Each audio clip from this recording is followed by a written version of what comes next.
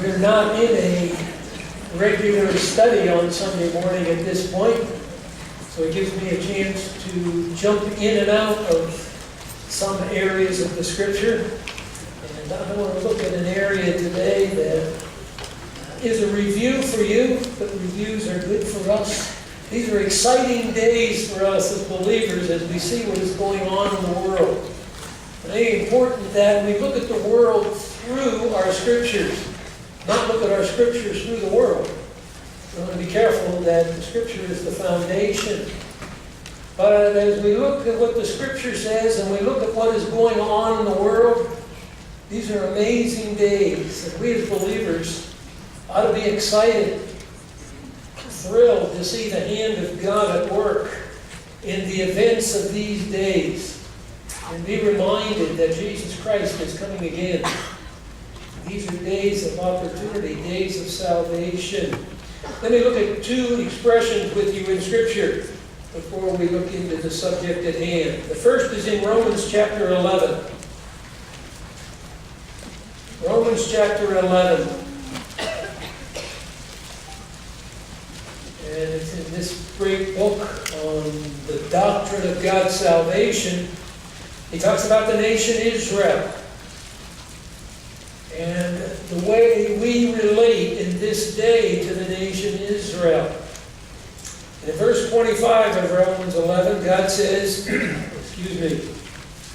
"For I do not want you, brethren, to be uninformed of this mystery." Mystery in Scripture is something that had not been revealed before, that would not be understood apart from direct revelation from God. "So that you will not be wise in your own estimation." Here's the content of that mystery. "That a partial hardening has happened to Israel until the fullness of the Gentiles has come in, and so all Israel will be saved." We live in a period of time when God, in His judgment on Israel for their unbelief, has set them aside, so to speak.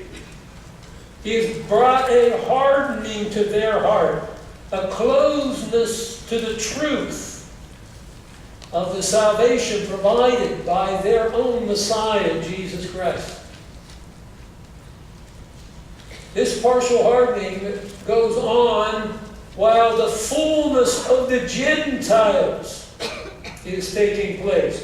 The fullness of the Gentiles is the period of time in which we live. It's the church age. It began in Acts chapter 2, sometime around 33 A.D. We'll come down until the rapture of the church and the subsequent beginning of the 7-year tribulation. It's this period of time in which God's program of salvation in the world focuses among the Gentiles. Now, it doesn't mean Jews are excluded. It's a partial hardening. God in His grace is saving some Jews. But it's primarily a day of Gentile salvation. That's what the expression, the fullness of the Gentiles, means. It's the day of Gentile salvation, and you better not miss it. This is the day when God is giving His opportunity, His blessing of salvation, primarily the Gentiles. Some Jews, but primarily Gentiles. When that day is over, the focus will return to Israel, and thus all Israel will be saved. And God's purposes for them as a nation will be fully realized. So remember that expression, the fullness of the Gentiles. The day when God's salvation blessings are focused on Gentiles. Come back to Luke chapter 21. The Gospel of Luke chapter 21. And in this section, it's parallel to what we have in Matthew 24. When the disciples asked Jesus, "What will be the sign when these things will take place and you will be returning?" Jesus mentions to them the coming destruction of the temple in verse 6 of Luke 21. Then they ask the question, what will be the sign when these things are going to take place? And there are going to be various signs.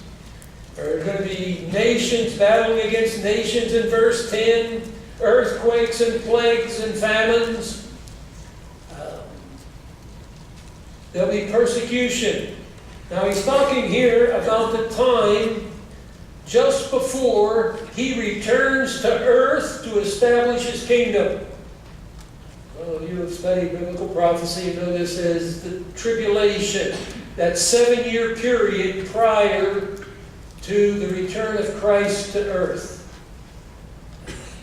The last half of that in particular will be a time of great suffering and persecution. Unbelievers will be persecuting believers. The Jews will be particularly the object of a program of annihilation. Every believer in Jesus Christ will be subject to intense persecution in those days. It will divide families. There will be betrayal among family members. Verse 16. You will be betrayed even by parents and brothers and relatives and friends.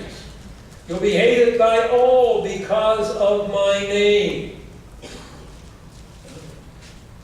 And during that period of time will be the worst of times, the worst that ever occurred. Jesus said if he didn't bring that to an abrupt end by his return to earth, there wouldn't be a person left alive on the face of the earth. So anyone who talks about things are going to get better and better are simply declaring that God is a liar. They have no clue of what the sovereign God says he is going to accomplish, and thus what will be accomplished. During this time, there's going to be intense suffering for the Jews and Jerusalem. So you come down to verse 24. They will fall by the sword, will be led captive into all the nations, talking about the Jews in particular. This is the time, he says in verse 34, woe to those who are pregnant, to those who are nursing babies. What a terrible time to have to try to escape intense persecution. You see parts of the world today where you have, they call it refugees, leaving their cities, trying to take whatever belongings they can. But if you're pregnant, if you have a young baby, it is a terrible time because you just are not in a position to focus on getting away like you must. Jerusalem will be trampled underfoot by the Gentiles, verse 24, until the times of the Gentiles are fulfilled. The times of the Gentiles is the other expression I want you to note. It is not the same expression as the fullness of the Gentiles. We looked at in Romans 11. The fullness of the Gentiles refers to the church age, when God's program of salvation primarily focuses on Gentiles. The times of the Gentiles, that period of time characterized by Jerusalem and the Jews being under the domination of the Gentile powers. So Jerusalem will be trampled underfoot by the Gentiles until the times of the Gentiles are fulfilled. The church age began, the time of the fullness of the Gentiles, in about AD 33. The times of the Gentiles, with Jerusalem as the capital of Jerusalem, and so representing that nation, being under the control and authority of Gentile powers, began about 606 BC with the Babylonian captivity. In 722, the northern 10 tribes of Israel were carried into captivity by the Assyrians. But the southern kingdom, Judah, where Jerusalem is, remained. But in 606, the Babylonians under Nebuchadnezzar asserted their control. They conquered Jerusalem and Israel. And then began the first of 3 deportations of the Jews. this time of the times of the Gentiles will continue all the way down until the second coming of Christ to earth to establish His kingdom. That's what I want to talk about with you. We have lived in an overlapping time. We live in the time of the fullness of the Gentiles. We also live in the times of the Gentiles. But the times of the Gentiles cover a broader period than the fullness of the Gentiles. So we're going back to Daniel 2. We studied the book of Daniel not too long ago, so I'm going to give you a test to see what you remember. No, not really. But we're going to review what we studied, and hopefully will help fix it in your mind. Just watching the news, is encouraging and exciting for me as a believer, and for you as a believer. And we've had events take place that just draw me back to the Scripture. We see some turmoil in Europe as England, Britain, has decided to exit the European Union. And it's caused a lot of discussion in the news. And it's interesting to me, this all fits with what God unfolded over 500 years before Christ was born. And what seemed like turmoil and confusion and causes despair, and you can hear both sides going on. Those who think it's a good thing that the European Union starts to break up, and others who say this is terrible. And you sit there as a believer and you watch all this thing and say, God has it moving right on schedule. Moving to His appointed end. What happens in Daniel chapter 2? And just going to hit the highlights. Nebuchadnezzar, the king of Babylon, is thinking on his bed one night, I wonder what's going to happen in the future. He realizes he conquered the empire before him, which conquered the empire before them.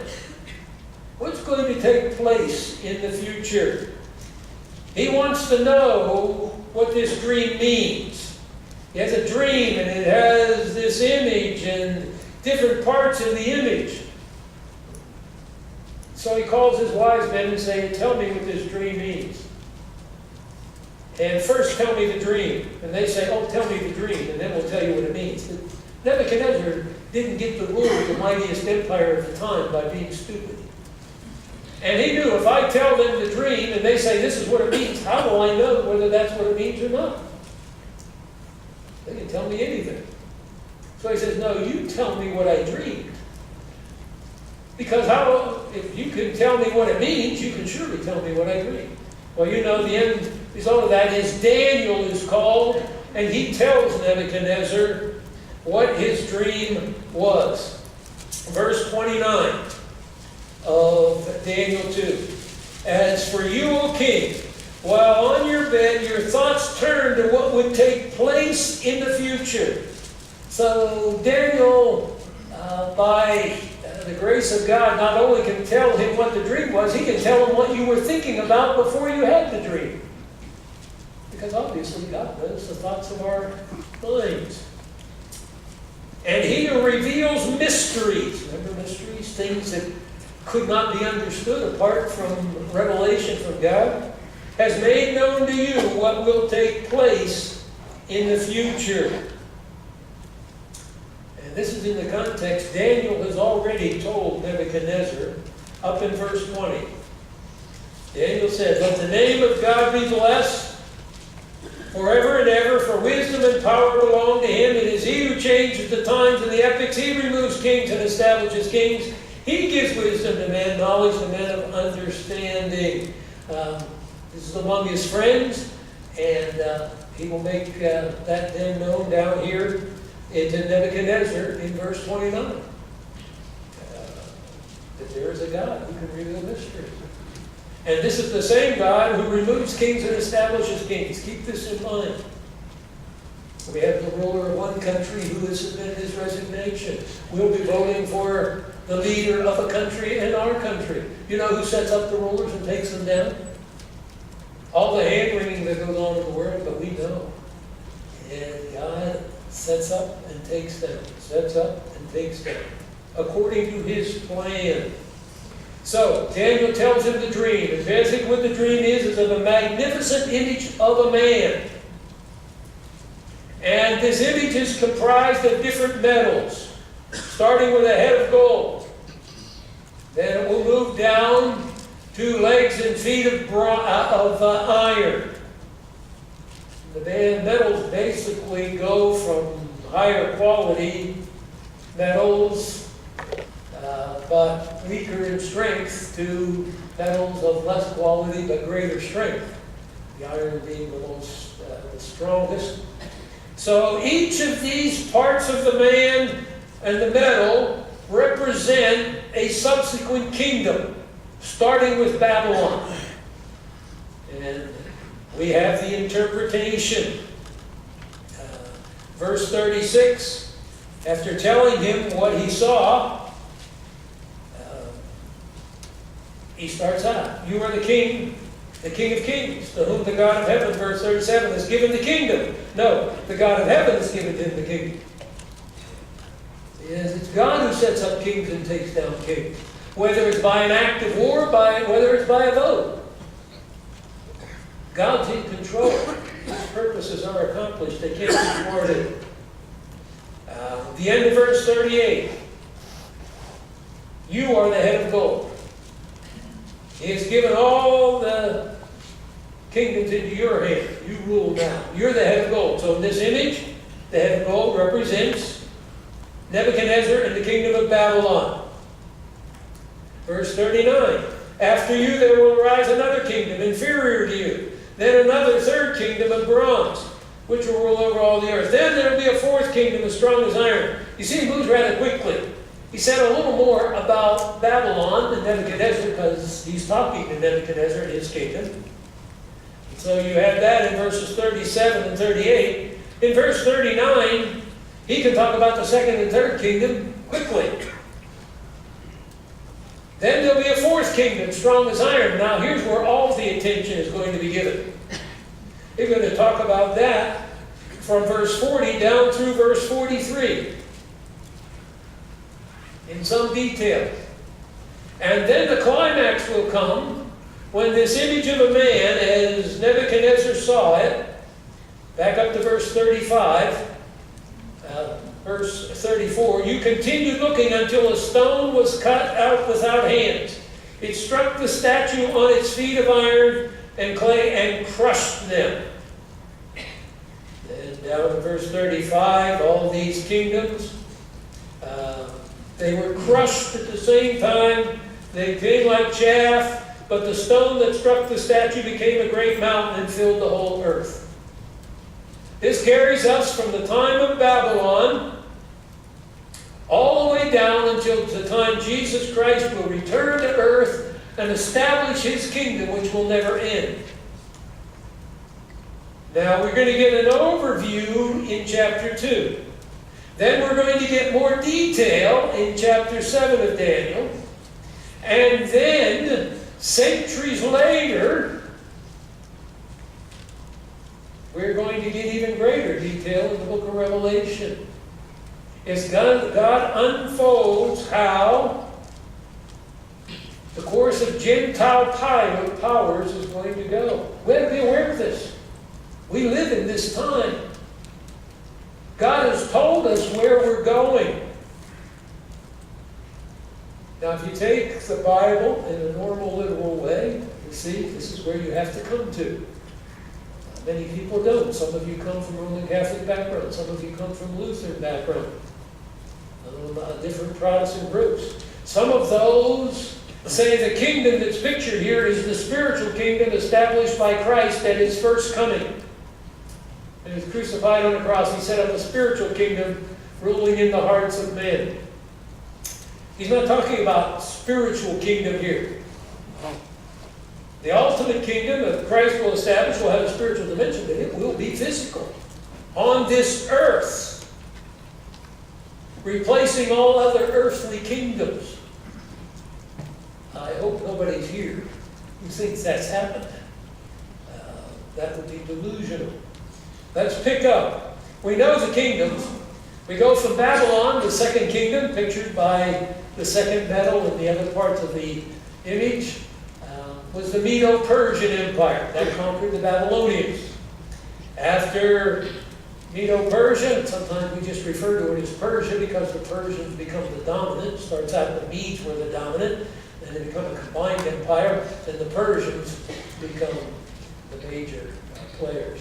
Persia is replaced by Greece. This is just history. When Daniel writes it, it's future events. Because God knows the future. He's planned the future. Following Greece is Rome. And it's key because it's the empire in place when the Messiah, who comes to offer a kingdom and is rejected, Rome rules. When Christ comes back, it will be the revived Roman Empire, as we will see. Let's pick up with this fourth kingdom, since we know about from where we are, these other kingdoms, Babylon, Persia, Greece, Rome. The fourth kingdom, verse 40, will be as strong as iron, because iron crushes all things. Like iron breaks in pieces. I mean, there was never an empire like the Roman Empire.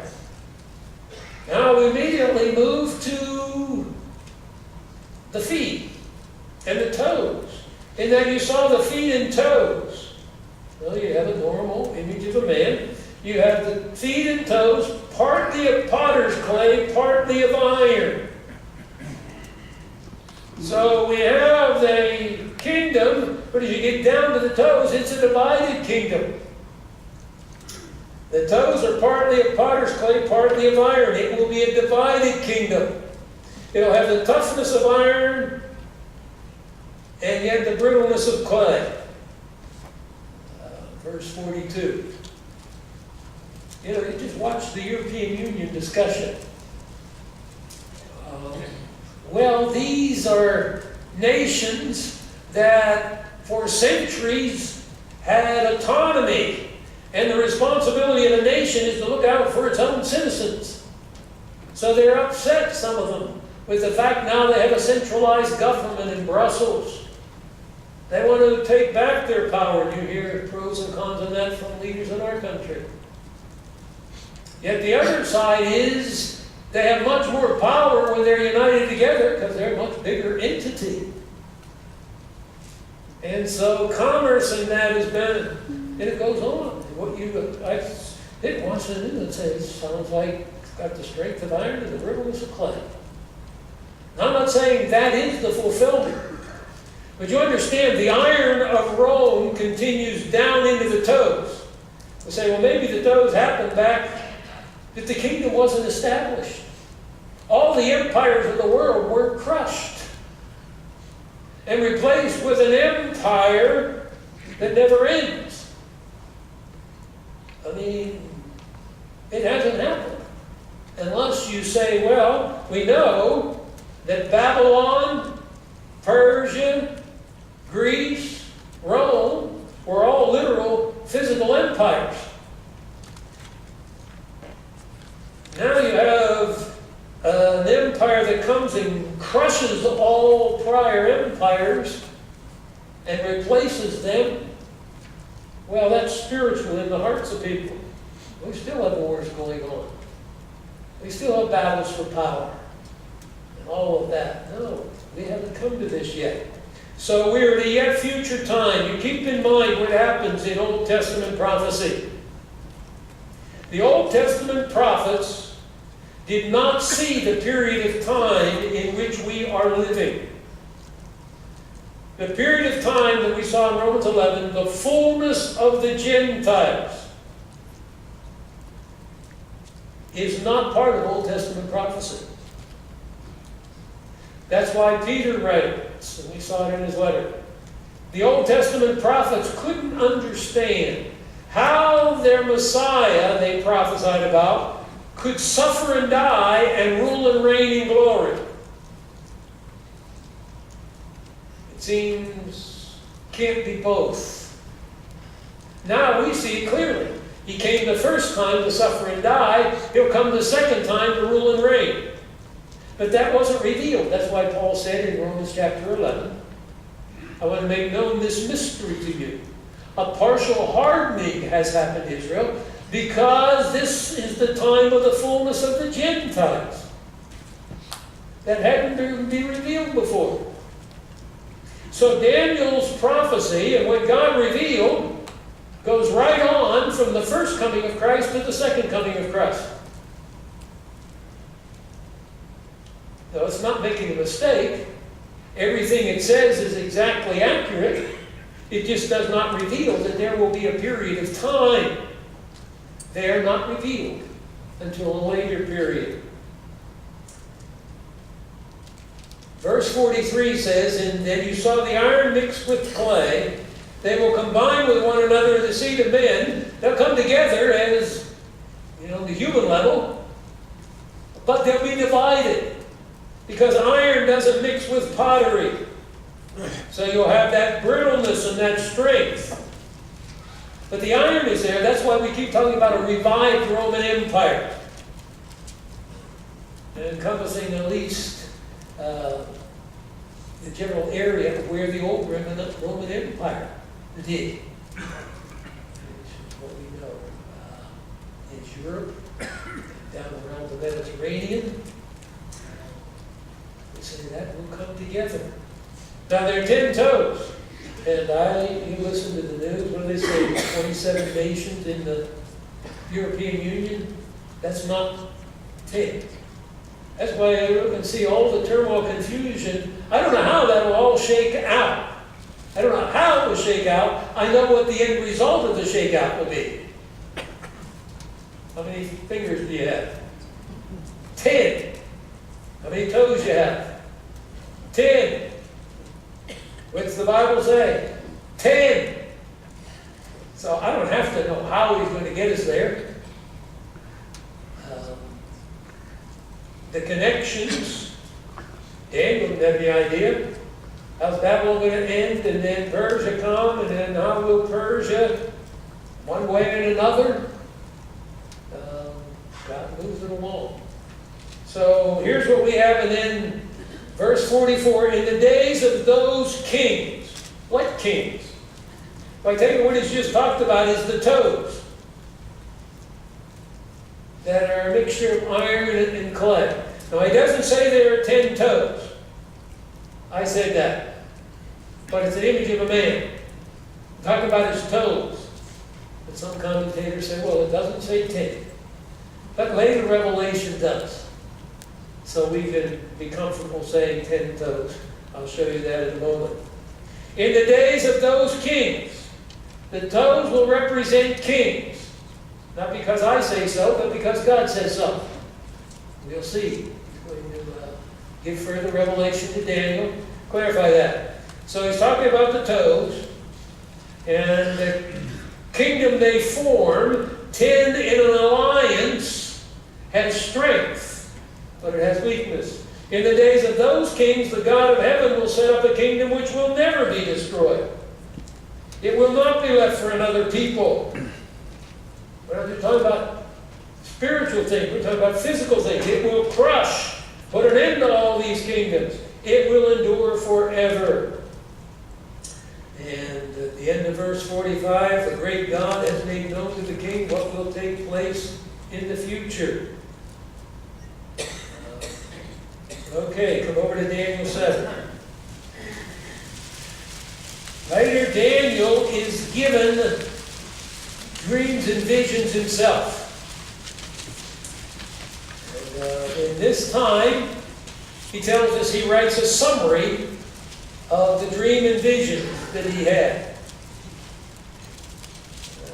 Mentions that in verse 1, and then he says this is the summary of it, what the Spirit directed him to write. And what he's going to see covers the same time period that was covered in chapter 2, but with different images.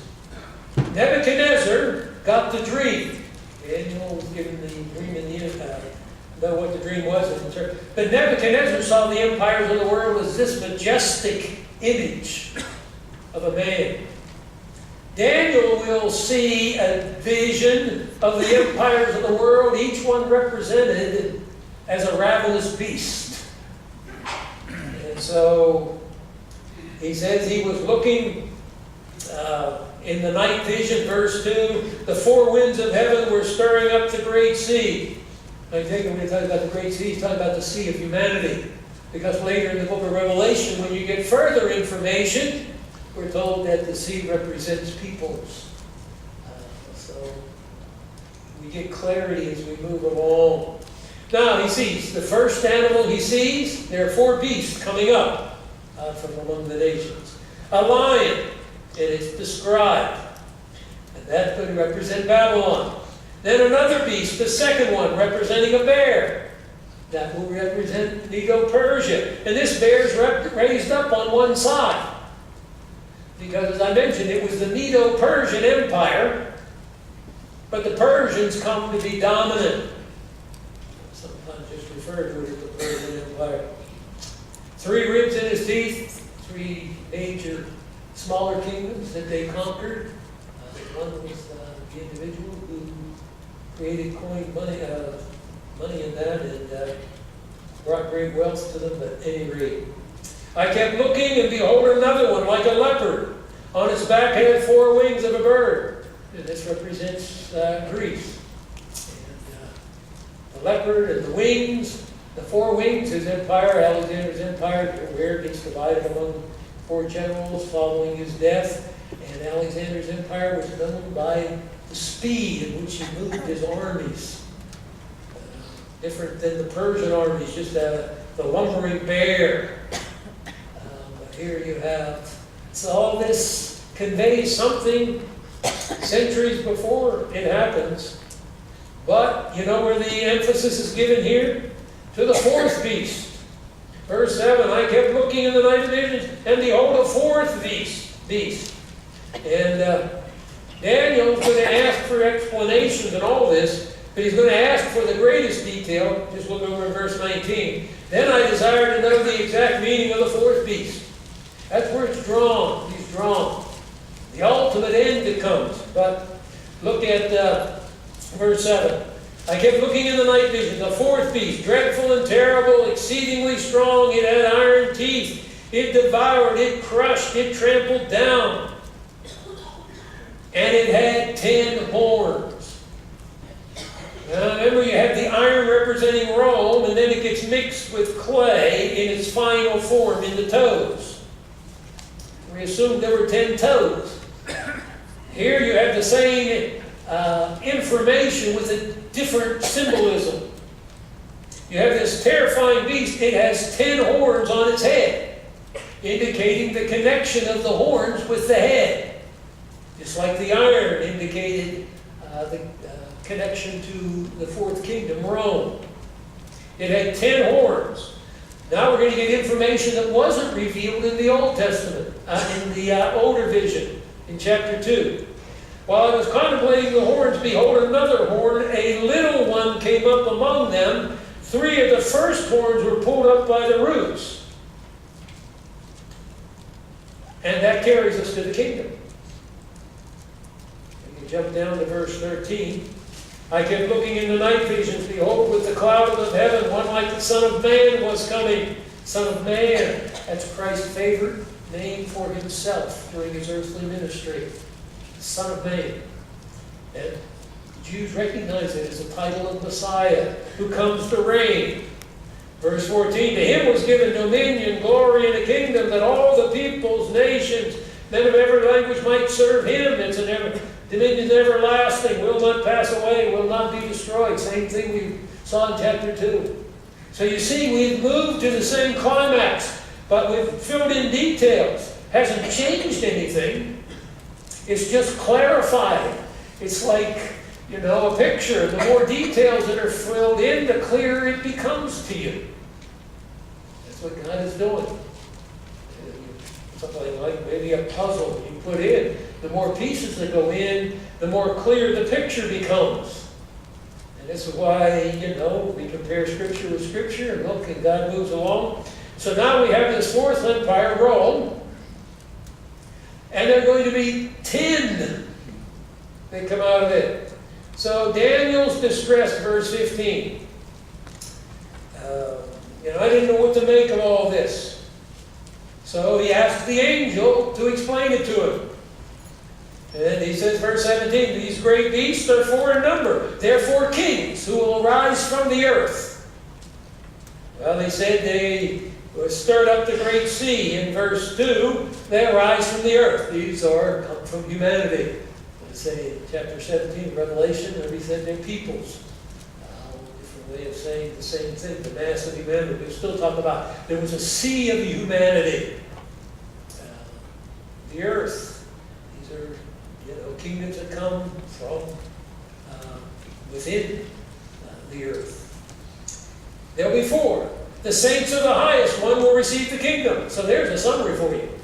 These are 4 subsequent kingdoms, and the end result, God's people will reign forever. Well, appreciate that summary. I would like to know the more specific meaning of the 4th beast. That's Rome. And then and then the 10 horns, and then the little horns. Tell me more about that.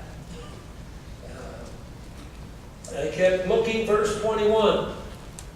And the horn was waging war with the saints and overpowering them. This is that little horn. We had the kingdom of Rome. We had the 10-horn form of it. Now we have the little horn. And that little horn is waging war with the saints and overpowering them until the Ancient of Days came and judgment was passed in favor of the saints. And Daniel said, this is what I see. Now, thus the angel said, the 4th beast will be a 4th kingdom on the earth, more powerful than all the others. As for the 10 horns, out of this kingdom, 10 kings will arise. Oh, no doubt. The 10 horns, the 10 toes represent 10 kings or kingdoms. A king and a kingdom will be used interchangeably.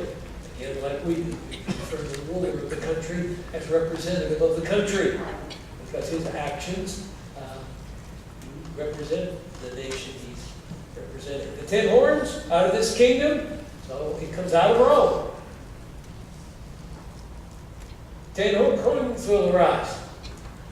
In fact, we get more specificity. I get that word twisted up.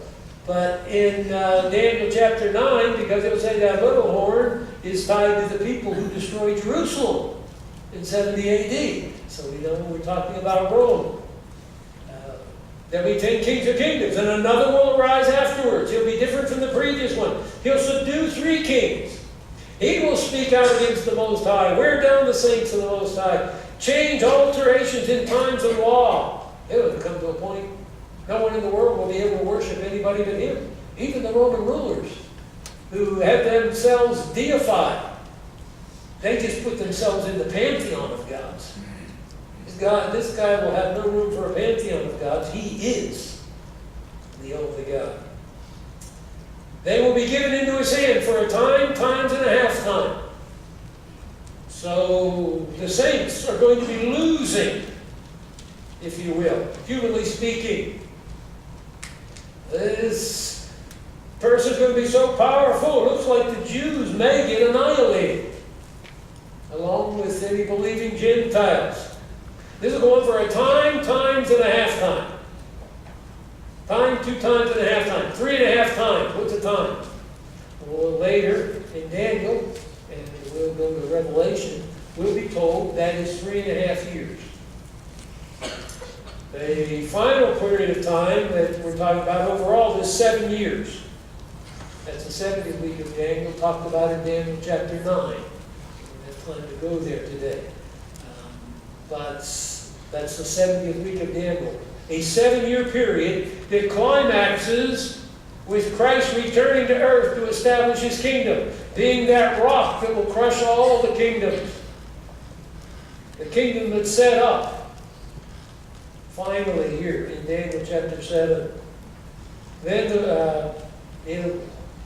You'll have victory over this last 3.5-year period. During this last 3.5 period, the court will set for judgment. His dominion will be taken away, annihilated, and destroyed. Then the sovereignty, the dominion, the greatness of all the kingdoms under the whole heaven will be given to the people of the saints of the highest one. His kingdom will be an everlasting kingdom. There's no excuse for being confused on this. The days of Constantine, he merged the church and the empire. And we've had a mess ever since, what we call Christendom. It's Roman Catholicism.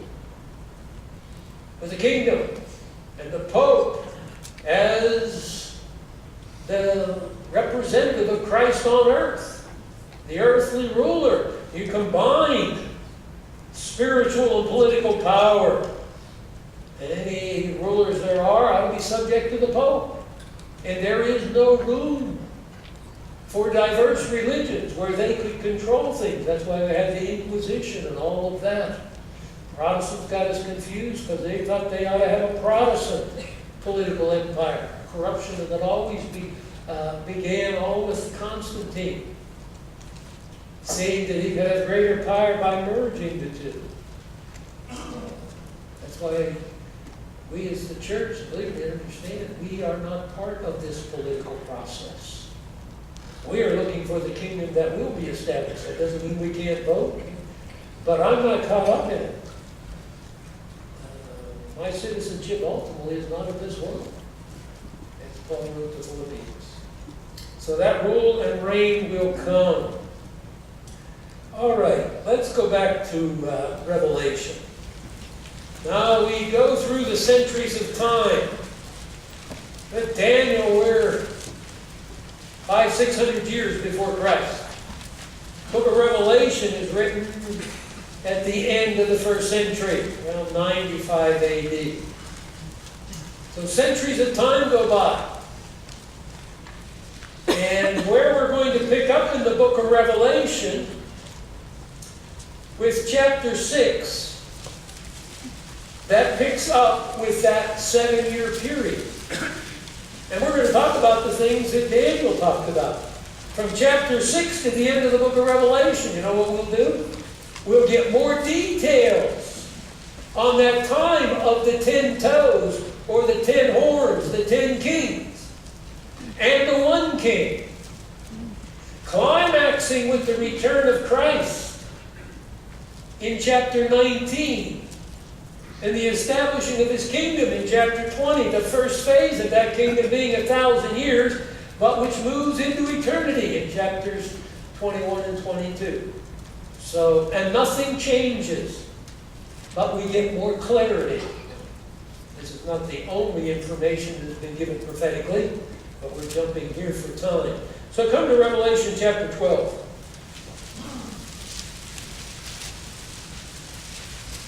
And we're in the revealing events around the middle of that 7-year period. The book of Revelation runs sequentially. This has brought us to the middle of the book of Revelation, talking about events here, and then what's going to go on from here. Verse 1 says, "A great sign appeared in heaven, a woman clothed with the sun, the moon under her feet, and on her head a crown of 12 stars." The Roman Catholic Church says this is Mary. And if you see some of the pictures and depictions of Mary, you will see her described this way, with the sun behind her head and the 12-star crown around her head. That comes from this interpretation of Revelation chapter 12, verse 1. We don't have time, but if you go back to Genesis 37, I'll go back there. Genesis 37, at least it's the first book of the Bible that people get to. There's over 500 references, you remember when we studied Revelation, to the Old Testament in the book of Revelation. Why people were so confused in the book of Revelation is we're so unfamiliar with the Old Testament. We get confused. Genesis chapter 37. And Joseph has a dream. Remember, he tells his dream to his family, and it causes trouble. Now, verse 9. He had still another dream and related it to his brothers and said, I have said still another dream. Now note this. Behold, the sun and the moon and 11 stars were bowing down to me. It'd be the 12th. He related it to his father and his brothers. His father rebuked him and said, what is this dream you have had? Shall I and your mother, who are the sun and the moon in this? Joseph's father and mother. So Jacob, is the father. And the stars bowing down represent his 11 brothers. It represents the nation Israel. Jacob being the father. Abraham, Isaac, and Jacob, they are the fathers. And it's from Jacob's 12 sons then that we will have the 12 tribes of Israel. But it's Abraham, Isaac, and Jacob. What does Jacob recognize? That the dream. You say you had a dream that indicates that we will all, the family, will bow down before you. So when you come to Revelation chapter 12, verse 1, the woman clothed with the sun, the moon under her feet, and on her head a crown of stars. Anybody who's read the Old Testament knows that's referring to the nation Israel. And she's with child, referring to the nation. Christ is born a Jew. And another sign appeared in heaven, a great red dragon having 7 heads and 10 horns. Oh, 10 horns, wait a minute. I remember that. Daniel 7, that terrible beast. On its head were 10 horns. Now here's a red dragon. I wonder what the red dragon is. That sounds a little bit like, a fantasy. Well, picture something. Well, I don't know how to figure it out, but if you read verse 9, it says, the great dragon was thrown down, the serpent of old, who was called the devil and Satan, who deceives the whole world. So we know the dragon represents Satan. And he has 7 heads. Well, where does the 7 heads come from? Well, remember we had different pictures. In Daniel chapter 2, we had the kingdoms of the world represented by the metals in the parts of the man, the image. In chapter 7, the kingdoms of the world were pictured by different beasts. But we didn't have this many. What do we have here? Well, remember, Daniel started from his day, saying to Nebuchadnezzar, the Babylonian kingdom, you are the head of gold. The first animal in chapter 7 represented Babylon. But those aren't the first nations. And the Bible's only concerned with nations that impact Israel. What's the first nation to impact the nation Israel? Egypt. Where does Israel be developed as a nation? In Egypt. They go down as a family of 70 people, and they come out as a nation of 2 million. What's the next nation to greatly impact Israel? Assyria. And in 722, Assyria carries the 10 northern tribes away into captivity. So the book of Revelation, John takes you back to the beginning of the nations that have impacted Israel. Now, Abraham is the father of the nation, but it doesn't move from being just a large family to a nation until the captivity in Egypt. So that's the nation to begin with. So then you have Egypt, Assyria, I'll hold up my fingers, Babylon, Persia, Greece, Rome. We're to 6. Then you have the 10 kings or kingdoms. The 10, that's 7. So he has 7 heads. Then we will have the 8th, as it's going to be called, the little horn. So Revelation gives you the full scope. So there's no conflict. Daniel just picked up at the beginning of his time. John goes back to the beginning with the nation Israel and Egypt, and includes Assyria, which greatly impacted the nation. And then he's going to carry us on. So you have 7 heads, 10 horns, and on the 7 heads were 7 diadems. Reminder that these are kings or kingdoms. The diadem is the crown of the king. The Stephanos is the crown of the victor. These are diadem. The tail of the dragon swept away 1/3 of the stars of heaven, which may indicate 1/3 of the angels in heaven followed Satan in his rebellion.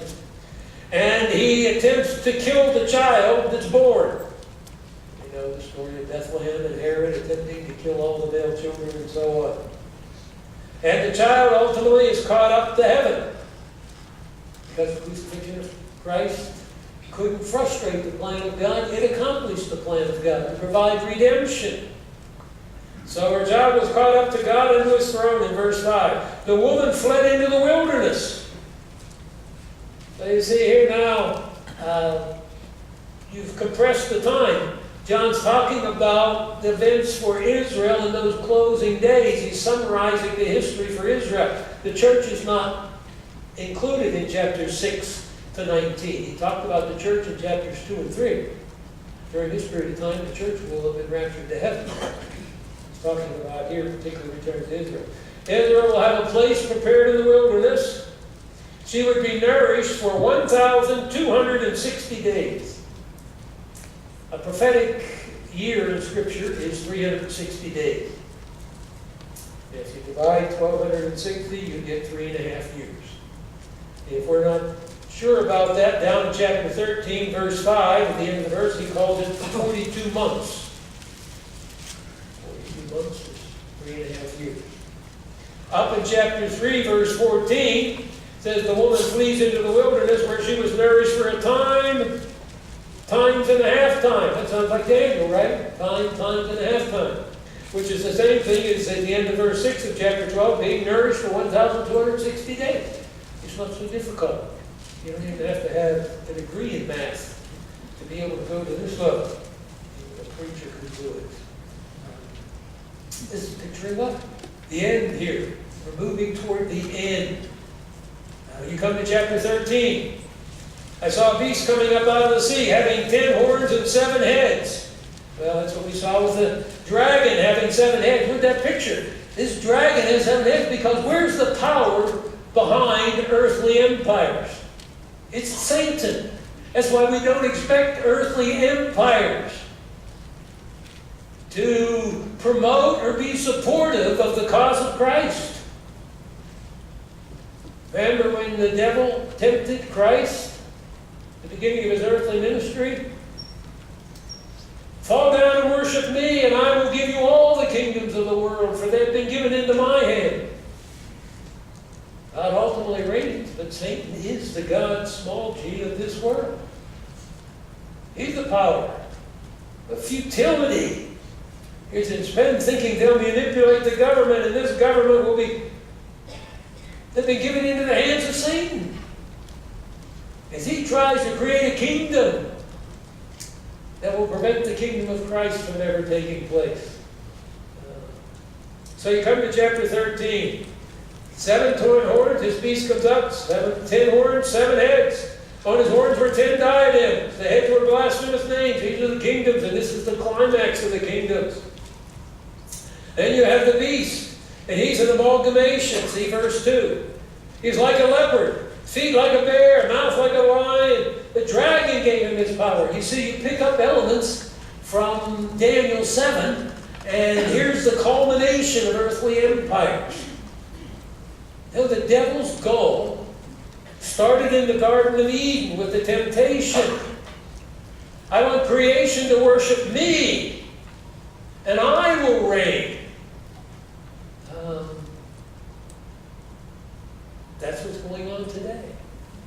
The sovereign hand of God is even moving the activities of all its creations to accomplish its purpose. They can't frustrate God's plan. But Satan relentlessly tries. And all his followers join in that. I saw one of his heads, verse 3 of chapter 13, as if it had been slain. The fatal wound was healed, the whole earth. Evidently, this final little horn, will come as the Antichrist. First John 2 talks about that. Perhaps killed in the conflict, assassinated, whatever, he comes back to life. You think that won't get the world's attention?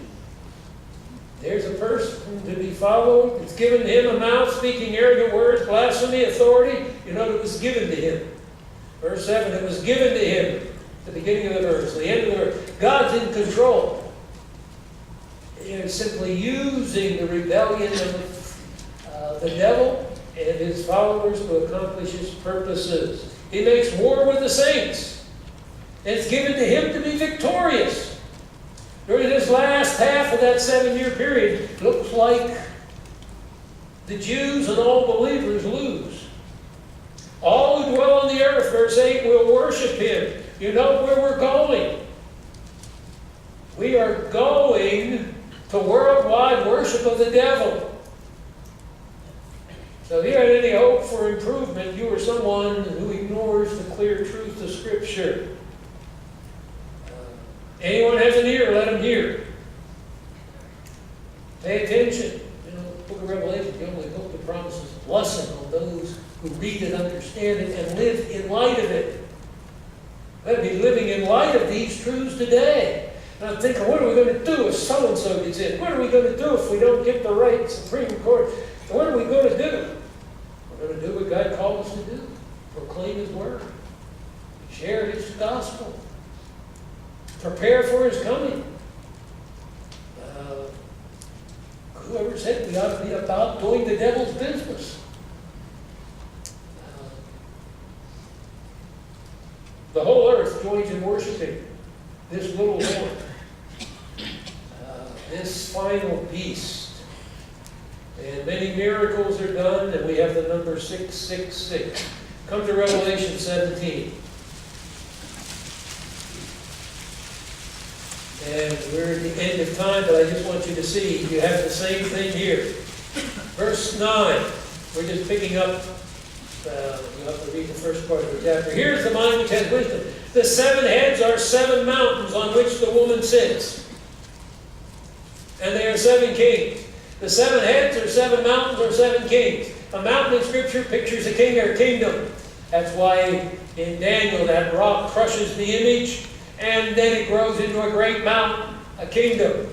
It's clear here. The 7 heads represent the same thing as the 7 mountains.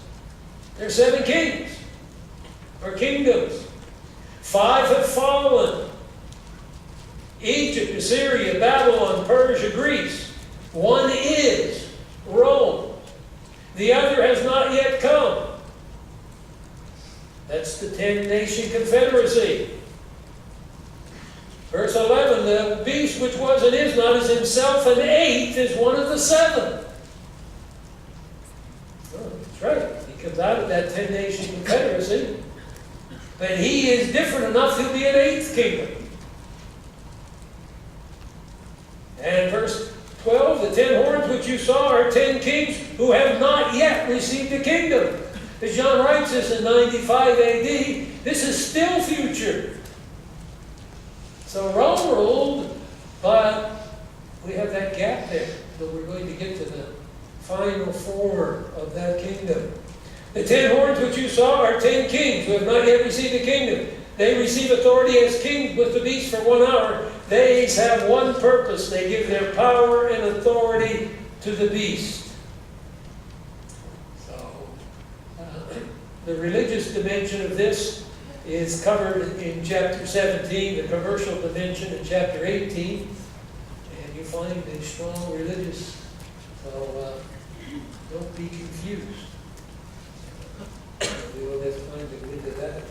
All this to say, when we read the newspaper, we watch the news, we talk to people about what's going on, we know where we're going. We don't want to get drawn into the conversation. Yeah, what a mess it is. What's going to happen How's this going to back up from Europe to the United States? Well, I don't know what's going to happen financially. Where's this world going to go if we get the wrong president, they appoint the wrong Supreme Court justice, and we get caught up in the world's conversation.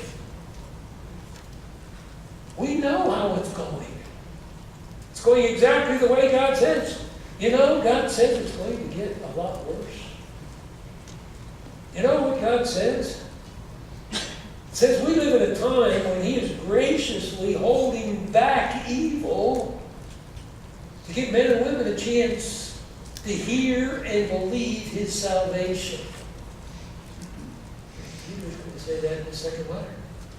Why has it taken so long for His judgment to be? God is patient, not willing that any should perish. This is a day of salvation. Why wouldn't people take advantage of it? Wrath is coming.